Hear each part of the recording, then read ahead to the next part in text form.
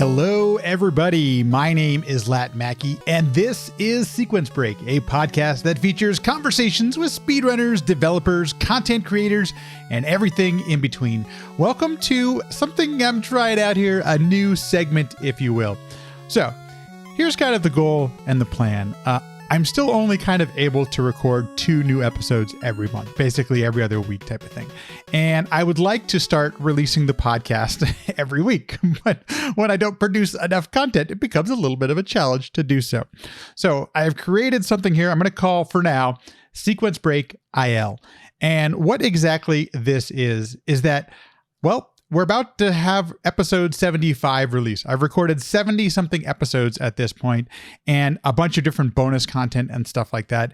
And the podcast is almost 3 years old. In fact, in November, it will be 3 years old. This is July, in the middle of July when I'm recording this of 2022. Started it back in November of 2019.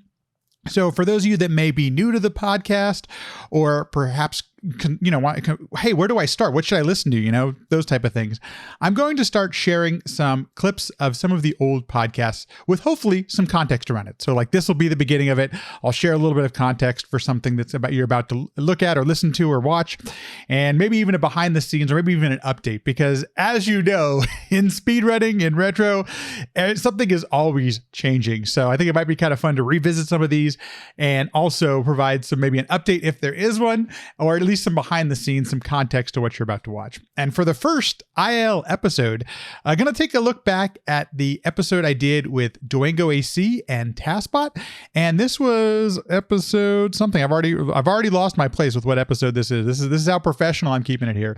It looks like episode 13, way back when. So this was probably just within the first few months that the podcast has started. Dwango was nice enough to give me some time, and we chatted all about TASBot and kind of the history of TASBot and how the whole thing got started.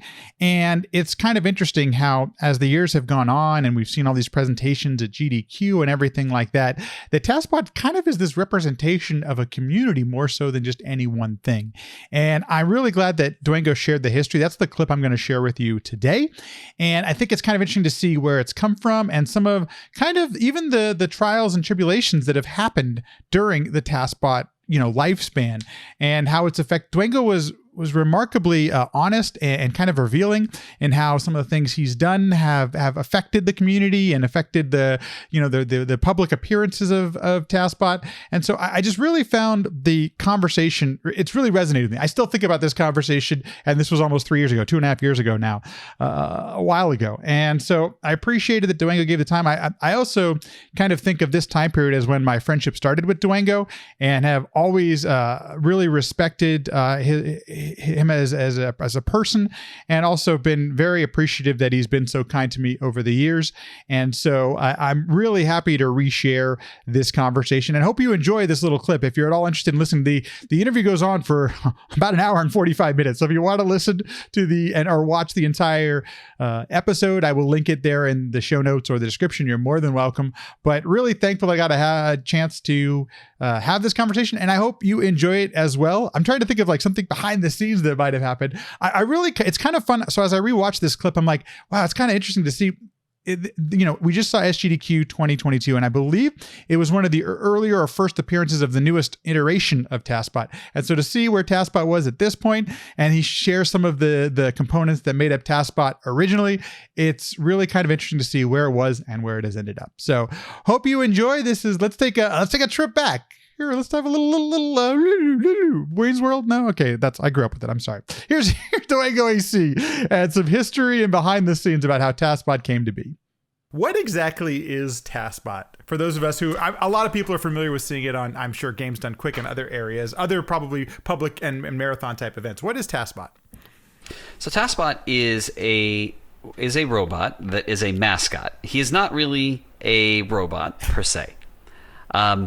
So let me break it down just a little bit. And in fact, I have all of the things to show you right here.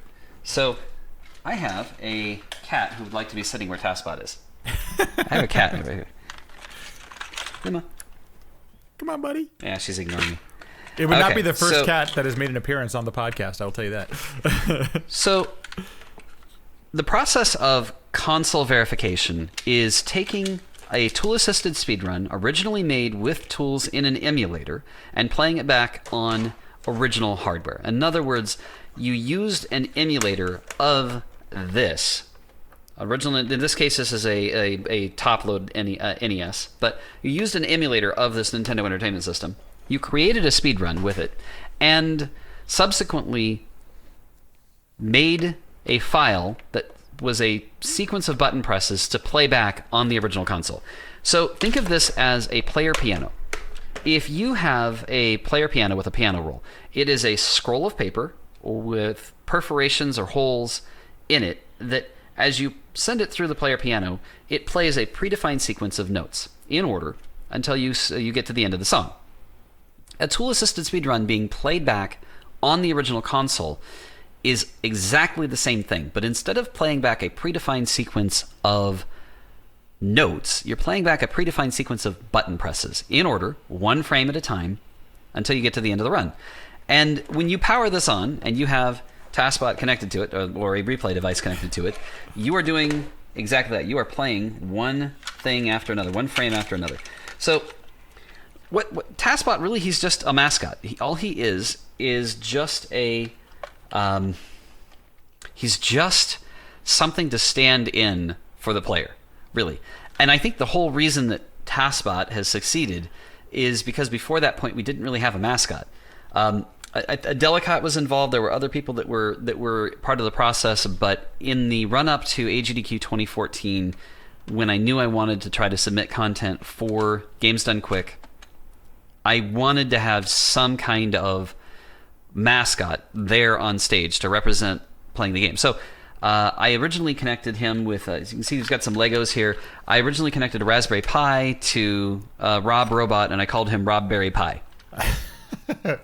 Not nearly. Needless as to catchy. say, it didn't work. It did not fly. And Mecha Richter in the SDA forums piped up with, "Man, I am really loving these TASBot submissions," and the name took off. So I can only lay claim to combining everything. I mean, there were some other people that were discussing things, like a Delicate was involved in saying, well, maybe we should use a Rob Robot and some other things, but it was me that took all of the different pieces together and decided to use Legos and stitch it all together so that we have this guy. And really, on one end, he has a controller cable, just a normal Nintendo controller cable. There's nothing fancy about this at all. On the other end, that plugs into this device here. This is one of many replay devices. I will expose the ports here. This is our TAS TM32 board, exposed bare, all of his 3D printed stuff stripped away. This is our most current device for replay, and we just have them in a 3D case. That's the 3D printed case connects to Legos, and that's it. And then we have these visualization boards, so you can see what TASBot is playing. So we've replaced the buttons in the controller with lights, and that's pretty much all the hardware. We connect this up to a Nintendo and let it rip. So first of all, who was behind, or is this just you, or is there a team? Like, how did you come up with the first version of TASBot, and what was underneath the hood? What was the replay device in version 1.0, if you will? So there's a lot of people that need credited here. In the very beginning, in 2009 roughly, someone named True in the community managed to connect a replay device-like thing to a Nintendo, and he was able to get Mario to jump, but it wasn't very coherent. At the same time, without anyone knowing, a particular hacker named Jakku No way. made the first true tool-assisted speedrun replay device.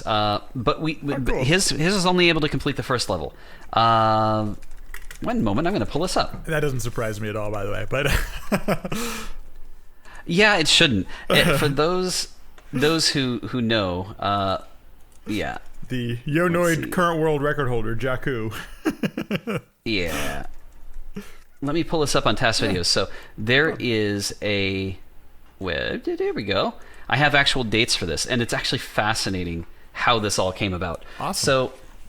So there's a lineage of it on a website, a wiki page on TAS Videos, but So kind of the history here is actually really fascinating, because in 2003 you had Morimoto. 2006 you had a concept for a TASBot, which was an AI-based thing that's closer to what the Mario project ended up being with Seth Bling. Myra started a discussion of playing back tool-assisted speedruns on real hardware around 2006, but nothing really happened. 2008, True makes a suggestion to maybe try it, and then he makes an attempt at it in October of 2009, but it doesn't work very well. Like, all he can do is make Mario jump. Unbeknownst to anyone in the TAS Videos community, in November of 2009, Jakku created a BS2-based replay device that successfully played back pre-recorded input of Super Mario Bros. 1, completed the whole first level. And I'm actually going to drop that link into chat just because it might block me. And I'll also put in show notes. Oh, crud. The link got nuked. There's the website, and it's on my. Let's see here. I see it in the chat. He made it with this. Oh, there you go. What happened to our link? I had an actual. One of the things that can be kind of annoying about editing this page is sometimes links get nuked. Anyway, trust me, Jakku did it. It is possible to find it. But it wasn't until 2010 that Micro 500 started work on a NES bot, and in 2011 Micro 500 successfully released an Instructables guide on creating what he called his NES bot. It was awesome because it was able to play back a full run of Super Mario Bros. 1, and that same year everything exploded. There was a new device from Dark Kobold that worked that was used at SGDQ 2011. That was just this shoebox with a breadboard and all these crazy wires coming out of it. Soul Calibur made a N64 bot, or he called it a Droid 64, so we started moving into other consoles. Ghost Sonic was involved next year in making a Genesis device. So a lot of other devices were out there, but in 2013 we were still just making everything with breadboards, and it was not portable. Right.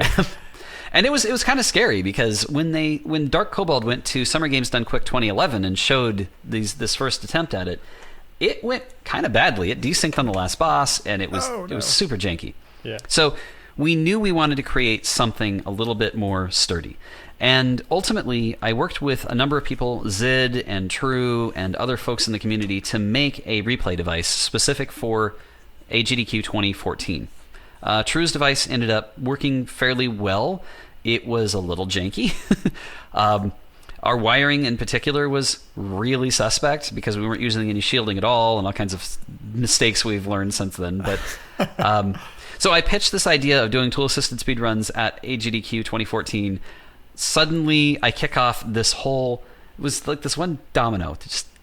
And everything just sort of fell over, not in a bad way, to work out to this massive event where we were able to expose not just tool-assisted speedruns to a wider audience, a much larger audience than had been present in SGDQ 2011 timeframe, but we were also able to do things that pushed beyond what the average speedrun watching viewer expected.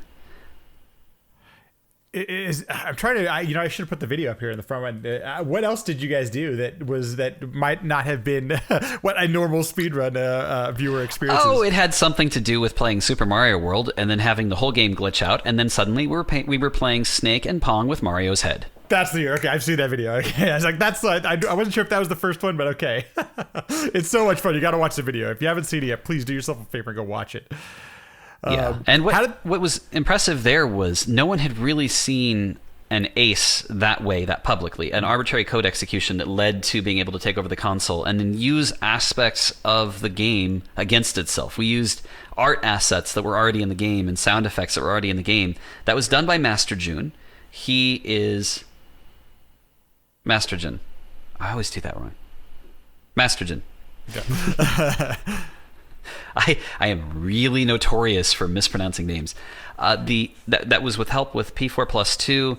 Some other people were involved in 2014 to make that happen. Micro 500 was actually there on site helping.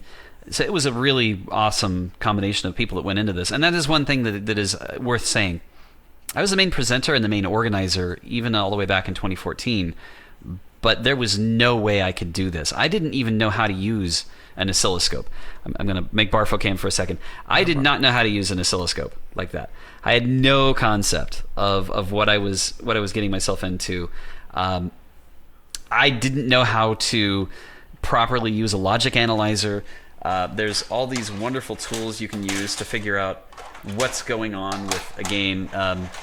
I've collected so much hardware over the years now. I have this official Sali 8-channel logic analyzer. I didn't know how to use any of these things. So there was just no way for one person to know everything. In fact, when you kind of think about it and step back a little bit, it takes a completely different skill set for someone to make a replay device. Something like, here's just a random board. Like this is one we were making for an SNES. Someone had to lay out these traces. This is a super simple board. It's almost straight through. There's just some pen headers on here. But someone had to make this, the layout of all these lines. Well, that person might not be the same person who is writing the code that's running on the device itself, the firmware that runs on it. And it might not be the same person that is creating the protocol to talk to that device from a Linux computer, the script to go over the serial interface to the device. It's not going to be the same person as the person who worked in the emulator to make a Lewis script to dump from what we call dump from the original tool-assisted speedrun format to the format needed to get a bit stream of button presses in order. So we needed all of these different skill sets, and that's definitely very different from a person like Master June, who is a glitch hunter. He's very good at finding flaws in video games. He's fantastic at it. So we needed a large group of people with a lot of diverse skills to pull everything together to do this. I'm just the organizer and the presenter. I'm not that good at a lot of these other things. Frankly, I'm not even that good at making tool-assisted speedruns. Well, and you've told stories on stream notoriously about how the task for this particular game was made over the course of the last 24 hours, and the person creating the task itself, the button inputs, they haven't slept for 2 days trying to get this thing to work. But it's nice to acknowledge, and I really do appreciate that there was months and months and months of developments that had to happen before TASBot even is able to make that first input live in an event like that. So That's pretty awesome. What are so there's so many benefits to TASBot. What are some of the challenges you run along the way with TASBot when he's trying to perform these inputs in real time or live? I'm going to answer that two different ways. The first is political. I've received everything from death threats to you name it because I'm a cheater, right? Right. Oh gosh, yes. And YouTube comments. Well, even then, the first appearance at AGDQ was the first time anyone had even seen this, and a lot of people didn't understand the mechanics. Even though we explained it, a lot of people couldn't comprehend what we were doing, and they said, "Oh, you've modified the game." And as much as you try to say, "Well, look, we have the original cartridge, right? We're not doing anything. This is an original copy of Super Mario Brothers 2." When I showed this with this exact cartridge at AGDQ 2020, just a couple of weeks ago, we used this specific cartridge. This is a completely unmodified cartridge on a completely unmodified console. There's nothing changed about them. Well, I can't say completely unmodified. We did make the modifications for capturing the raw analog signal coming out of it for video quality. Yeah, exactly. But that I can tell you, if there's anyone on this earth that can say authoritatively that it doesn't mess with anything, I can tell you it's fine. Right. But even though you tell people that it's not modified, some people can't believe it. And some people can't believe it to a point that YouTube comments can get pretty caustic, can get really toxic at times. Oh, sure. I remember one specific conversation where we went to RPG Limit Break. We showed Final Fantasy. And a viewer looked at that and went, "No, you're a bunch of cheaters. This is impossible. There's no way you got all of these. How did you run away from all these battles without getting harmed? This is totally baloney." And so I tried to explain, okay, well, this is how it works. This is the process we took. And it was exchange after exchange of him totally not believing me and coming up with one point after another. And I just kept patiently answering his questions until the end. He's like, "You're serious? Like, you really did do this? Like, you really did work out how to run from every battle, and that is incredible. No wonder people are interested in watching this." And you see that light bulb moment of, okay, I get it. Yes. So there's definitely the challenge of overcoming people who are from the perspective that what we're doing is cheating. It's not. We're playing within the rules of the game. In fact, the way I explained it in that conversation is Final Fantasy was written by a guy named Nasir, and Nasir wrote that game with certain characteristics and certain behaviors that he was unaware of. There are glitches in how he thought the game worked. The difference between what he thought happened and what really happened, in some cases, allowed us to manipulate the game into doing a few things we wanted to be able to do faster. That was not something he knew about. He did not know there were 4 squares in the upper right peninsula that you could go grind at. He didn't know. He never found that. He released the game exactly the way he wrote it. It just behaves differently than he expected it to. And this has implications in real-time runs and in tool-assisted speedruns, but in a task, you're exploiting those behaviors far more crazy. Yeah. It's you're just taking it to the extreme. So some people just can't separate that. So there's all the people aspect of it. Sure. And it's a big deal because you get so many negative comments after these events that sometimes I've gone into depression after events. Like, it's hard. Yeah. And sometimes what we do doesn't land. Sometimes we try our best and what we show just landed flat. Sometimes there's other things that are outside of our control. Really quick example. I don't want to last on it very long or fixate on it, but we don't necessarily have a lot of control over what Games Done Quick is going to do for donation incentives. And this year's feedback was, well, you had this huge donation incentive and what you showed us was underwhelming. And so that feedback is appropriate, but there's some things that are just outside of my control. So the hard part is oftentimes, from a presentation perspective, the people. The other hard part is just the sheer insanity of what we're trying to do. I mean, they did not build the controller protocol of the Nintendo with the intent of us doing the things we're doing to it. We do not do these things because they are easy, but because they are hard. Well, and that's what's one of the things that's so impressive about it, is that you're able to do things that you can't imagine that people who designed the Nintendo actually, somehow imagined that something like this was going to be possible on their console. Maybe they were, I don't know, but I doubt it. I often have wondered if I could ever talk to an original game designer and see how they feel about what we've done to the Nintendo games. Now, we've had this opportunity because we showed VVV made by Terry Kavanagh, and I had some very interesting conversations with Terry Kavanagh, who looked at this and went, "What did you do? What did you do to my game?" What? I did not know that was there. I've had other conversations with Kevin DDR, or I'm sorry, Kevin from the Celeste team. He was behind some of the audio work.